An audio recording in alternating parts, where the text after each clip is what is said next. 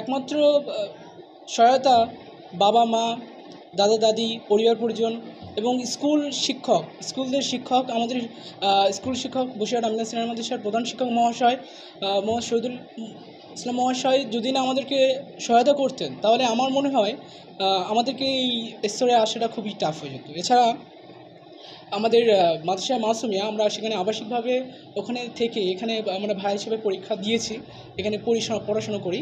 তো তাদের কাছে মানে তাদের একটা বিশাল অবদান আছে এর পিছনে। ওখানে থেকে আমরা পড়াশোনা করি, ওখানকার গার্ড ওরা যেভাবে আমাদের গার্ড দিয়ে পড়াশোনা করেছে সত্যি অতুলনীয়। এছাড়া টিউশন ছিল, মোহাম্মদ ইমরান কারিমকে আমার অসংখ্য ধন্যবাদ, কারণ তাঁর সহায়তায় এখানে গুরুত্বপূর্ণ একটা অবদান। বাবা রিক্সা চালায়, ভ্যান চালায়। আমরা তিনি ভাই বোন নেই। কি হতে চান? ভবিষ্যতে আমার একমাত্র ইসলামিক বিষয়ে রিসার্চ গবেষণা করে একটা সত্যিকারে একজন জ্ঞানী মানুষ হতে চাই, হাকিকাতে আলেম বলা হচ্ছে। একমাত্র আমার উদ্দেশ্য সেটাই থাকবে। পড়াশোনার খরচ কিভাবে বহন করতে?